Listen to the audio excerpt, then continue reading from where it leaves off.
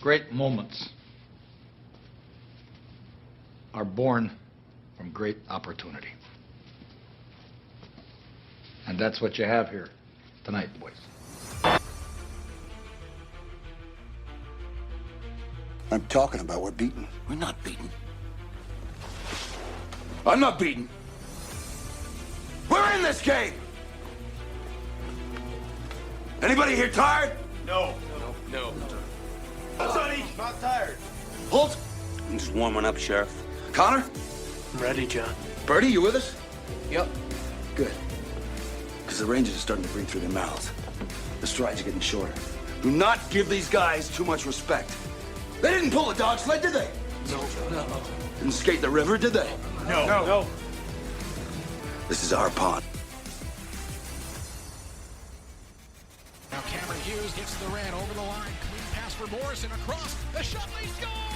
Ryan Winterton and the Firebirds take the lead. 6:08 to go in the first period. Logan Morrison right up the tape for Winterton. And Coachella Valley out in front for the first time in the series. You know they just want you to bleed, right? I'm here to do whatever they need me to do. You know, if they need me to bleed, then I'll bleed for my team. Let's go. Pretty boy. Let's go. Introduce yourself. Jim. My name's also Jim. Problem solved. Thanks, James. Now, as far as serving the tendy goes, if they're shooting, you're getting your body in front of it. Everybody blocking shots. All you useless guys, blocking shots, bugging Appledorns. Now everybody knows the role. Eh, Sanguinet? Everyone knows the role. Everyone does their job. Yeah, so. For Parsonen, McCormick tries to jam it loose in front, comes to Del Gaizo, pass broken up, John Hayden coming in shorthanded, looking for the hat trick, Hayden's in, he scores! John Hayden, a shorthanded goal, the hat trick for Haynes, 1:57 left in the second period, and it's 5-1 Coachella Valley. I want to win that championship tonight, but I want to win it clean. Old-time hockey.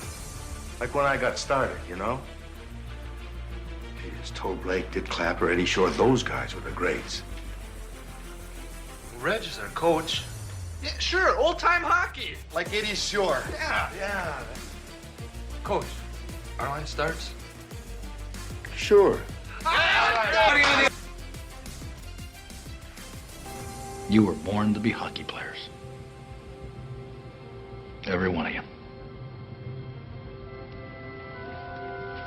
And you were meant to be here tonight.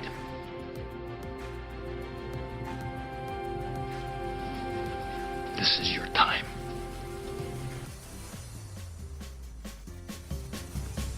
Greetings, friends, and Firebirds fans, and welcome to the Fire and Ice podcast presented by Desert Willow Golf Resort. Fire and Ice, the official podcast of your Coachella Valley Firebirds of the American Hockey League.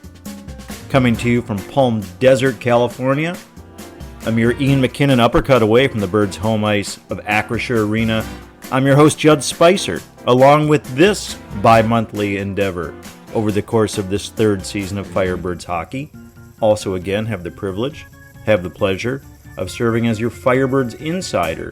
Those articles, those Firebirds Insider articles, may be found online, as with all things for your favorite hockey team, at cvfirebirds.com, including, certainly not limited to, tickets, merchandise, roster, community information, and much, much more. Oh, and when you're poking around at cvfirebirds.com, check out the tickets for the upcoming All-Star Classic. Yes, taking place right in our backyard. Sunday, February 2, Monday, February 3. Individual tickets for the All-Star Classic now on sale as the entire AHL turns its attentions to our desert sands. Per the presenting sponsor of this endeavor, Desert Willow Golf Resort, right here in sunny Palm Desert, California, home to the Mountain View and Firecliff courses respectively. Also the excellent, awesome, and on-site Palm Desert Golf Academy, for all your swing tutelage needs. Right now, be mindful of the overseed season still in it. The Firecliff course, which I have mentioned at least a few times in episodes this season. Celebrated Firecliff, did enjoy a renovation over the summer and actually back into the spring. Tee boxes and greens redone. Firecliff now in the overseed process itself. That's going to be going on until mid-December, specifically December 19. That means when you check out Desert Willow or get those tee times at desertwillow.com, you can get your tee times for the Mountain View course. Or, again, check out the Palm Desert Golf Academy. All the goings-on over there. All right, not alone on this episode of the Fire and Ice podcast. Joining me here shortly, young man we've all looked forward to seeing and in short time has already paid off, Jagger Firkus, making his debut appearance on the Fire and Ice podcast. Look forward to learning a little bit more about Jagger. Look forward to talking about his red hair. Look forward to discussing where he comes from in Alberta and his introduction here to the Coachella Valley and our Firebirds. All that coming up soon. In the meantime, in the interim, let us get to this episode's Firebirds Freeze Frame segment. Boys start off the season 3-4, currently 7th in the Pacific Division. That is currently good for a playoff spot. Of course, long way to go, about 91% of the regular season to play. Calgary, hot damn. Those Wranglers off to a fine start, leading the Pacific, leading the entire AHL with 18 points. They've played 3 more games than we have. They're 9-1 through their first 10 games, again, leading the division and leading the entire league. And look, for that record, boys in the middle of a 6-game road trip. We knew there was going to be some adjustments. We knew there was going to be some changes. We got a lot of new guys. We got a lot of young guys. We got a new coach. Our poor coach, Derek Laxdal, had to miss one of these road games because he wasn't feeling well. There's going to be a transition. There's going to be adjustment. But as I've said consistently from the outset of this season's podcast, I got belief in this team. A lot of talent on this team. A lot of speed on this team. Just going to take a little while to come together. Part of that, in my humble opinion, the schedule starts off a little aberrant, as we well know. The aforementioned 6-game road trip, during which I should say we are currently 1-2. We got one home game in a 25-day span, folks. That's just the way it plays out. That's the schedule. What are you going to do? That one home game, by the way, jumping forward here in the November schedule a little bit, that is this upcoming Sunday, November 10th, a 3 p.m. puck drop against our friends, the Ontario Reign. Mind you, that is also a great theme night, Military Appreciation Night, should say Military Appreciation Afternoon, 3 o'clock. I don't know. The sun's going down earlier now. We're gonna stick with the script, call it Military Appreciation Night. There is a great flag, a wall flag giveaway, and I believe it's WW2 themed, The Greatest Generation. Again, that's this Sunday, November 10th against Ontario. Preceding that, Birds in action this week. Not doing it here. They are rather in Colorado. Doubleheader coming up against the Eagles this Tuesday, November 5. That's a 6:05 p.m. puck drop. Why do the Eagles always do that? They add the 5. I don't know if that happens in any other games. Nonetheless, happens on Tuesday. Same things happens on Wednesday, rather. Wednesday, November 6th. Latter half of that back-to-back, also in Colorado, also against the Eagles. Also a 6:05 p.m. puck drop. Day off on Thursday. Then the Birds are back at it in Ontario versus the Reign. That is this Friday, November 8th, 7 p.m., a little more traditional time, 7 p.m. puck drop. They got Saturday off, then they come back here to face Ontario, and so it goes. Fear not a lot of home games. They're going to make up for it. Starting at the end of November, specifically November 20th, they got a game against Colorado. They got another against San Diego that week.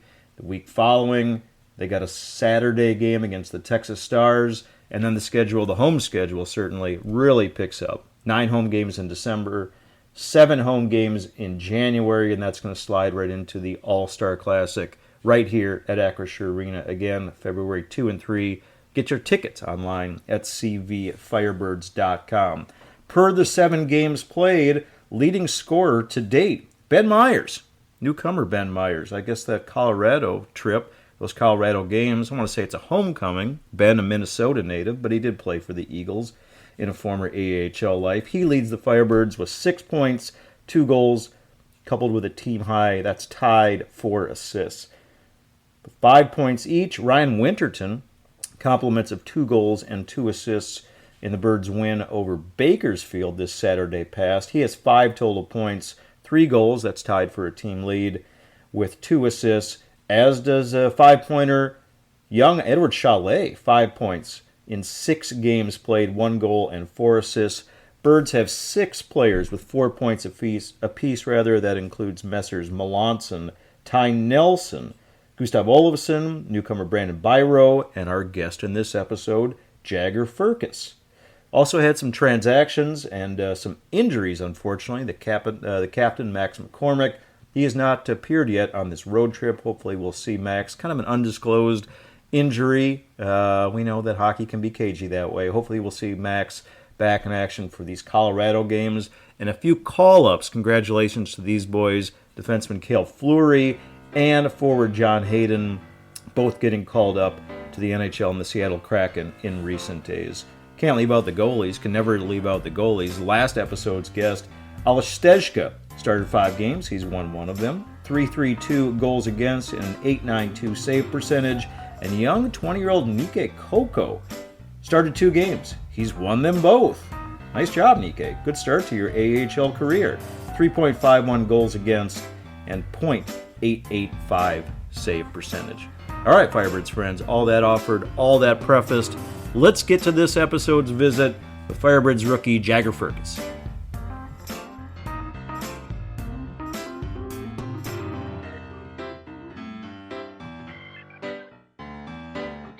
All right, Firebirds friends, as prefaced, my guest on this episode of the Fire and Ice podcast, presented by Desert Willow Golf Resort, he is a mere 20 years old, a forward from Irma, Alberta, Canada, 35th overall pick by the Kraken in the 2022 draft. Last year, for the Moose Jaw Warriors of the WHL, of which he was ultimately the Player of the Year. 83 total games, that's regular season, playoffs combined. Not a misprint. 75 goals in those games and 158 total points. This season, thus far, in a mere 6 games played with the Firebirds, 4 points, that's 1 goal and 3 assists for the man they call the Circus. We welcome Jagger Firkus to the Fire and Ice podcast. Hello, Jagger. Hey, how are you doing? Good, man. Did I get most of that right? Yeah, I think that's all correct, yeah. I think the Player of the Year is the David Branch Player of the Year that you won last year. Does that also sound accurate? Yeah, that's that is true. Okay. Don't know who David Branch is, but it's important that we get the awards and the titles and the pronunciations right. Let's start with this, man. 6 games into the season. Jagger, by the way, joining us now from what I want to say is probably Loveland, Colorado, home of the Colorado Eagles. A couple of games that the Birds have about 50 miles outside of Denver. Your introduction to the American Hockey League through 6 games played. Self-assessment. How do you think that you've done? How would you assess yourself, Jagger? Oh yeah, it's obviously it's first year pro, so you don't really know what to expect going into the first couple of games. I think throughout the first couple of games, you just got to get your feet wet and understand what it's like to be a pro hockey player and the daily lifestyle that you live. And I think throughout the first 6 games, it's been a blast. It's been something that I feel like I can play in, so I just get my confidence better and better each game and trying to grow each game. Yeah. Is there anything, and I remember I asked you the same question in the press conference after the season opener when you scored a goal, great goal, by the way. If anything had surprised you after that one game in your rookie season, I'll ask you again now about a month later, has anything surprised you?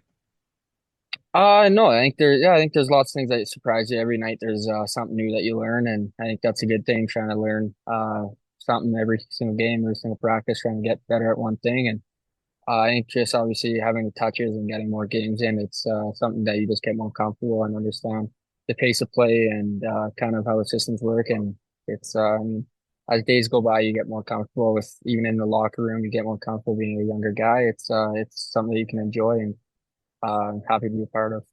Yeah. after a month in the American Hockey League, if there's one thing, maybe Jagger, one specific thing that's a takeaway for you, whether it be on the ice, off the ice, I don't know if there's something about being a pro, the lifestyle that has really jumped out for you thus far.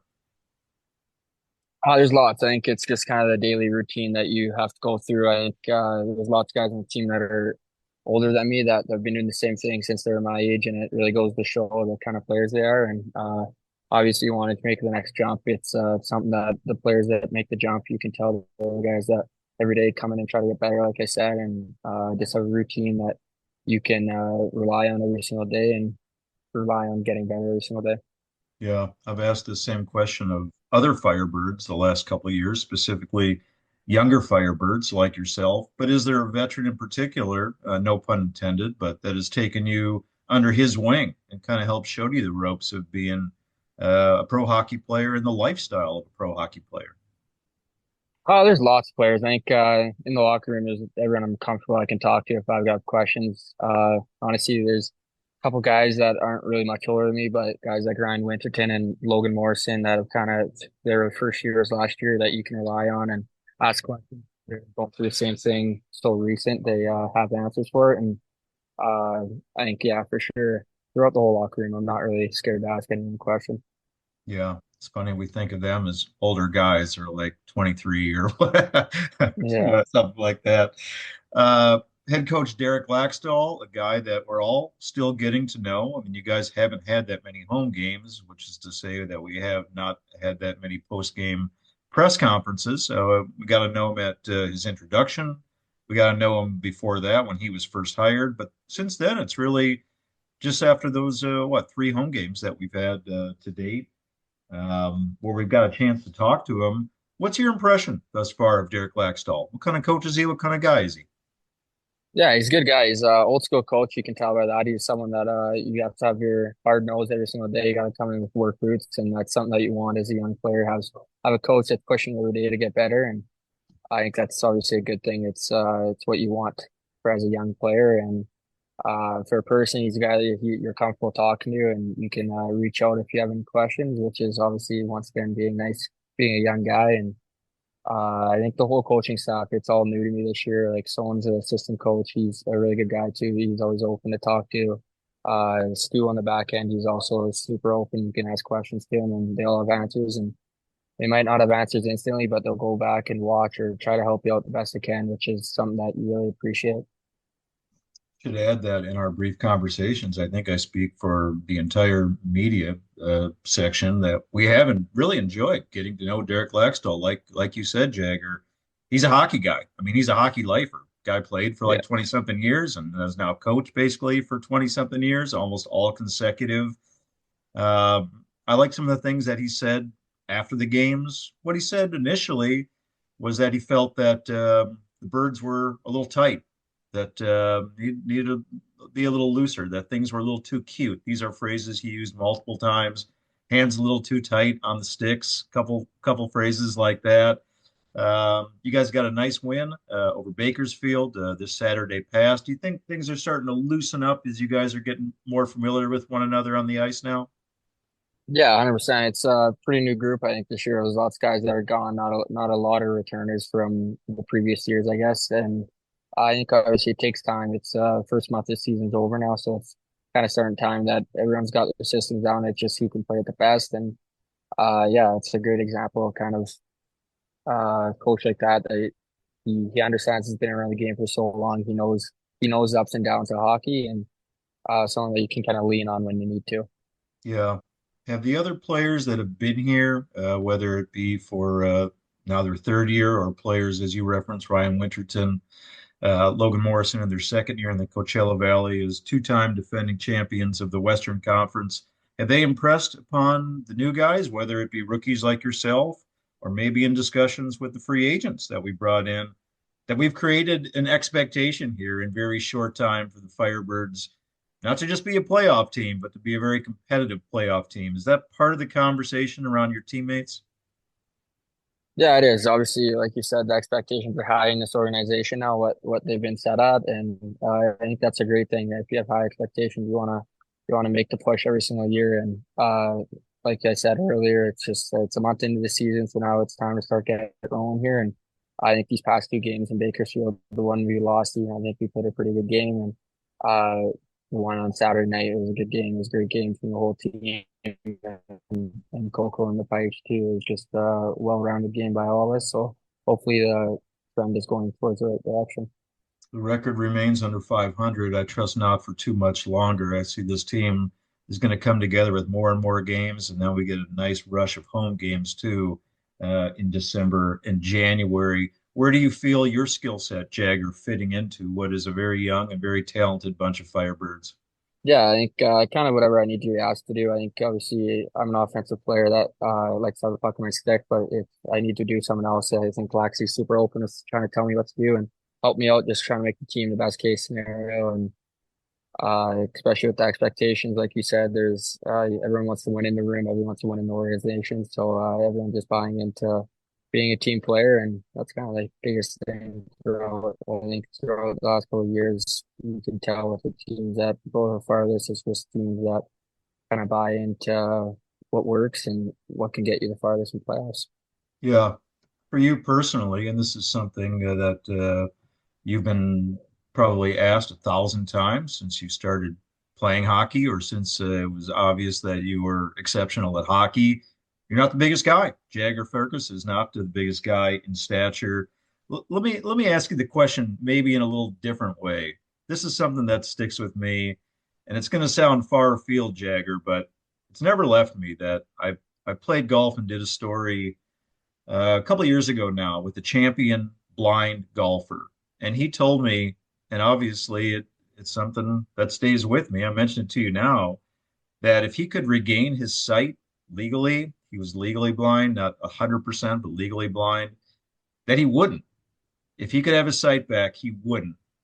And I used that instance or experience or article to kind of ask the question to you, if you could be 6'3", 240 pounds, would you? Or do you prefer the smaller stature, smaller size that you're playing with?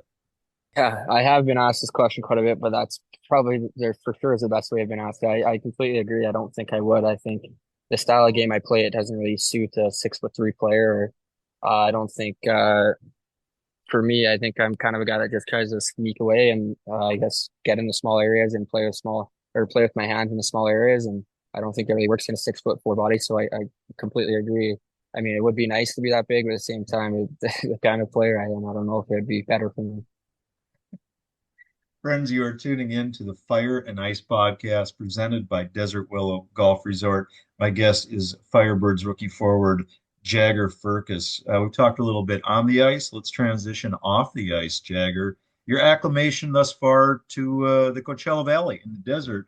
I mean, you guys had that 1 week last month. I think it was the third or fourth week, the week before Halloween, where really, you just had the one game. There were about 5 or 6 days off. Coach said that he had a gathering at his house so guys could get to know each other a little bit better.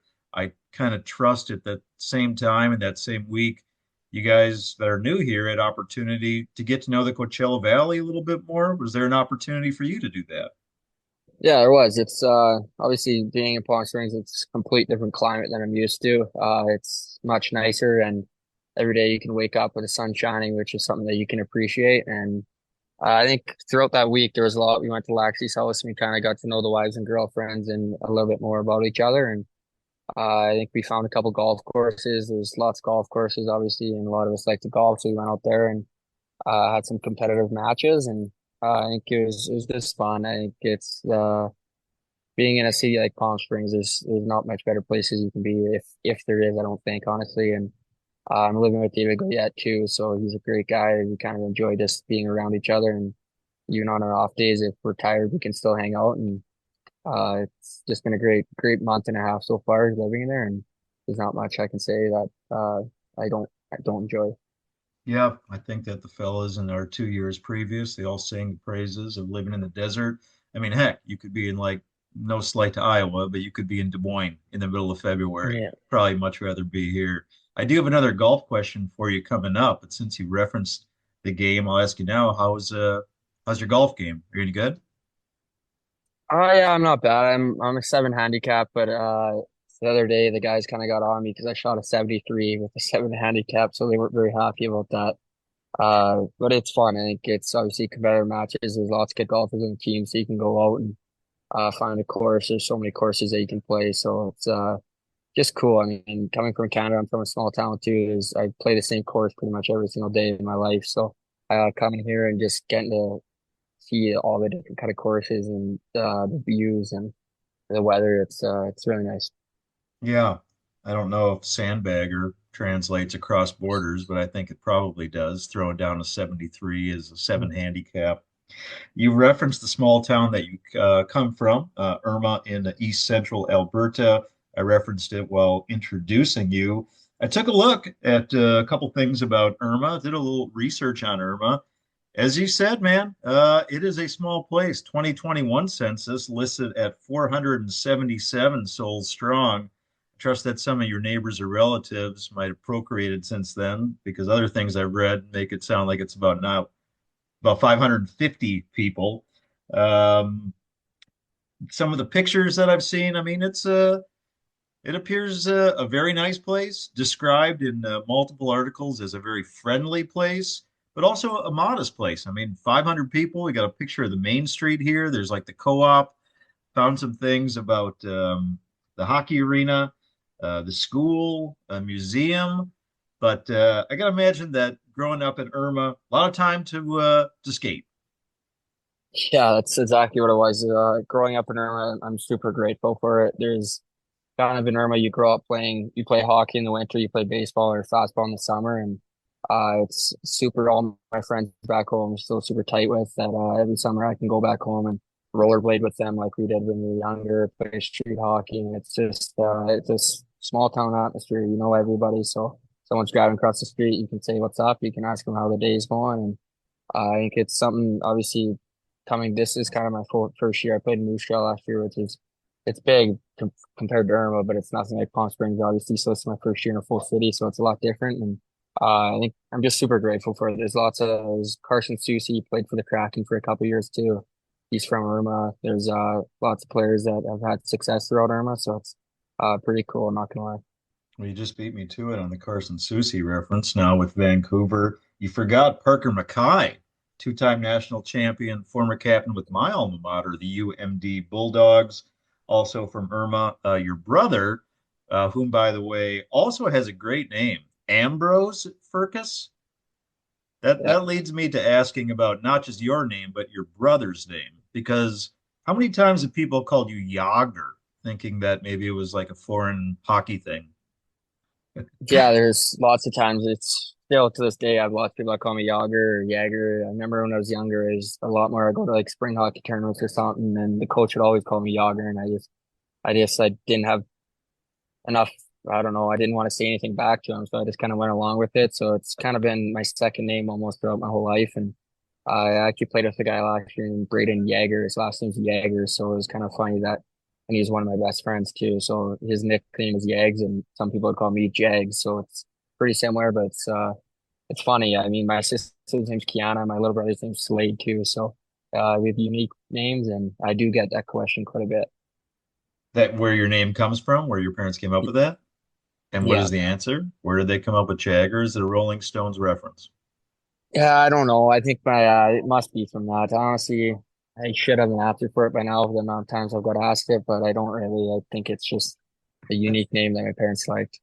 What about your bro's name? Love that. Very regal. Ambrose Firkus? I don't know. It could be a literary reference, maybe. Ambrose Bierce? I don't know. That's what jumps out to me. Don't know where his comes from either.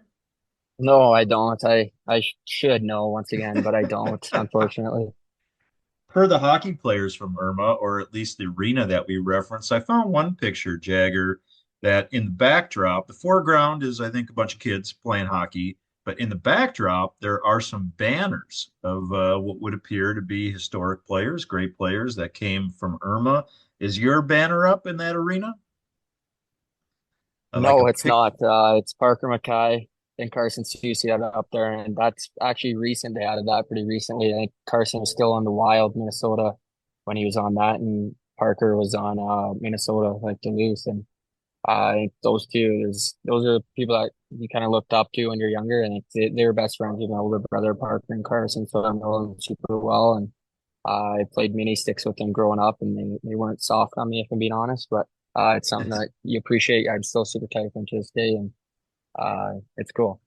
Do you want a banner with your likeness up in that arena? Would that mean a lot to you? It would mean a lot to me, but if I don't get it, I can't complain. I'm Well, happy how do where you I'm at. get it? How does one get their banner Uh, up there? I don't know. You gotta have some ins, I guess. Okay, well, that's a good segue to my next question because I sense that you have an in with the Irma Village Council, or at least the mayor of Irma, Alberta, whose name, tell me if it's a relation, I'm sensing it is. Mervyn Firkus is the mayor? Yep, that's my uncle. Okay, well, this will be coming out on general election day, so I think it bears the question that you've got some, governmental folks in your bloodline. Your uncle is the mayor of Irma. How long has he had that role? A couple years now. It's been a little bit. Yeah, I don't know. Like he's kind of, I don't really know what made him do it, but he used to work in the oil field. He was in there, and then I don't really know what made him do it, but now he's the mayor of Burma. It's pretty funny though, because it's something that people from outside of Burma, they expect my uncle to be the mayor in Burma. Like doesn't surprise them when I tell them that. It's kind of funny though. He's my uncle's a great guy. I enjoy him. He makes me laugh a lot. Has he done a good job as mayor? He's done a great job. They actually just redid the main street in Irma. I think everyone back there is happy about it. Again, very political times when this episode is coming out after what we expect to be a long and illustrious hockey career. I don't know, is that something in the DNA? Could you ever see yourself, Jagger, running for mayor or some other governing body, maybe the Irma Village Council? Absolutely not. Not see it. Why not? I don't know. I don't know if I have the patience or I don't know. I don't know. I'm not creative enough, I guess. I don't know what you do. So, especially in Irma, I don't really know. All right. I feel like I've kind of buried the headline or buried the lead, although I'm going to close with what I was going to have as a quiz for you, but I'm instead use these as talking points, Jagger. I mean, you and I are looking at one another right now. A lot of people have seen your picture, but for those that haven't, or maybe getting to know you for the first time, you're a ginger. Jagger Firkus is a ginger. He's got the shock of red hair coming up from the helmet. He's got a great red mustache. Are you ready to talk about red hair for a little bit? I've got some very salient points, some deep research on redheads. 100%. All right. Only 2% of the worldwide population, Jagger, out of about 8.2 billion people globally, only 2% have red hair, which makes the Firebirds kind of an anomaly because your teammate, also a rookie, defenseman Ty Nelson, a fellow redhead. Does that make you guys like besties or something? Even no, it doesn't. He's one of my good friends, but not because he's just ginger. I think it is crazy though. I haven't really met a lot of. I don't think he's probably the first redheaded teammate I've had. Not gonna lie. Yeah, I can think of at least. But it's funny. I think it's something that can go around the room. Yeah. So only 2% of the people in the world, but 10% of the Firebirds have red hair when you and Ty Nelson both dressing for a game. All right. I want you to address this one. People with red hair, this is according to some studies that I trust. Again, deep digs here, Jagger. People with red hair are more likely sensitive to pain. This is because the gene mutation, so you're a mutant because of the MCIR gene that causes the red hair. It's the same gene linked to pain receptors. At the same time, I don't know, man. I don't know if that would count you as a professional hockey player. Are you more sensitive to pain? I don't know how we test that, but I don't think so. I don't really know. I don't know. Okay. I don't think so, though. Okay. It also goes on to say that pound for pound, redheads usually need more anesthesia when you're having like a dental or medical procedure or something like that. I think that is the basis of the study. Nonetheless, we move on. This one I really like, Jagger. Redheads actually have less hair than most people. On average, a redhead like yourself, only about 90,000 strands of hair, while somebody with brown hair like yours truly, I have about 140,000. However, here's the rub. Red hair is typically thicker than brown hair or blonde hair or black hair, so it looks just as full. Were you aware of that? I'm not aware of that, but that does. I every time I get my hair cut, every hairdresser always tells me I have super thick hair, and I think so does Kid Nelly, so it doesn't make sense. Um, bees, Jagger. Bees have been proven to be more attracted to redheads. Have you been swarmed lately? No, but I got stung by a wasp in the summer, so I can blame it on that. Okay, you're adding to the statistics then. I don't think it's just bees. We're going to count the wasps as well. Anything with the stinger, I'm kind of ad-libbing, but I think that counts. Jagger, there are proportionally more redheads featured in commercials than there are in the world. In the world, we established 2% of the world has red hair, but a study from about 10 years ago found that commercials have about 30% of ads during primetime hours include somebody with red hair. Did you notice that, or do you notice that when you watch commercials? Is it like looking in a mirror? No, I've never noticed that. I'll have to keep an eye out, I guess. Never noticed that either. Maybe it was just something subliminal that was coming through the telly. All right, I got a couple more for you here, man. Did you know redheads can produce their own vitamin D? Could be good to know while you're here in the desert proper. Is that something that you feel within your ginger body? No, I don't. But I don't know. Like, I've never felt another way, so I don't really know if it do or not. You know. All right, one more for you, Jagger Firkus. Redheads don't go gray. Now, your hair, when you get old, or maybe my age, somewhere in the middle like that, redheads don't go gray. It can go kind of like a blonde, or instead just go straight from red to white, but there is no middle ground gray. Do you think that you'd look good with straight, just white hair, or maybe kind of a golden blonde, or do you want to keep the shock of red ginger just like it is coming out of the helmet for as long as you can?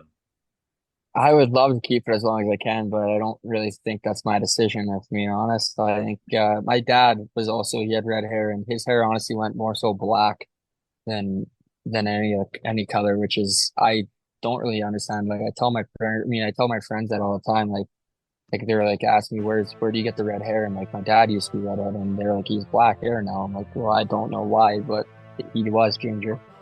Okay, so that discounts everything that I just said or research. Your dad did not go blondish, or he did not go white. His went from red to black? Yeah, it's like black, yeah. Or black brown, I guess, yeah. Okay, maybe that's something that only happens in Irma, Alberta, Canada. Yeah, that's true. Jagger Firkus, it's been a pleasure getting to know you a little bit more. Thank you so much, man, for joining the Fire and Ice podcast. Very much enjoyed watching you play thus far early into the season. Looking forward to about the next 65 games ahead. Thanks again for your time. Go get them in Colorado, man. Thank you very much. Appreciate having me.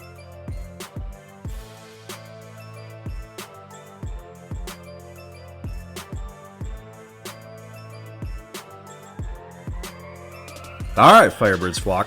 It's going to wrap it up for this episode of the Fire and Ice podcast presented by Desert Willow Golf Resort. So appreciative of your time, your interest, your ears, your ongoing support of this endeavor.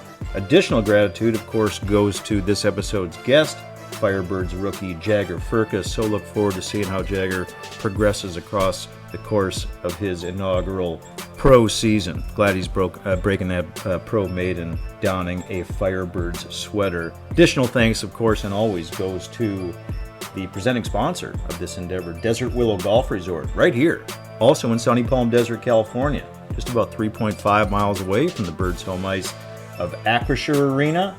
Make it a great putt-to-puck day. You go tee it up right now at the Mountain View course as the Firecliff currently undergoing the overseed process. So get those tee times for the Mountain View at desertwillow.com. While you're on there, be sure to check out the excellent Palm Desert Golf Academy. That's right on site there for all your tutelage and swing instruction needs. And for everything Firebirds, of course, friends, give out one more website, give it out again. Merchandise, ticket information, roster, community, cvfirebirds.com. Don't forget to peek and poke around for tickets. Individual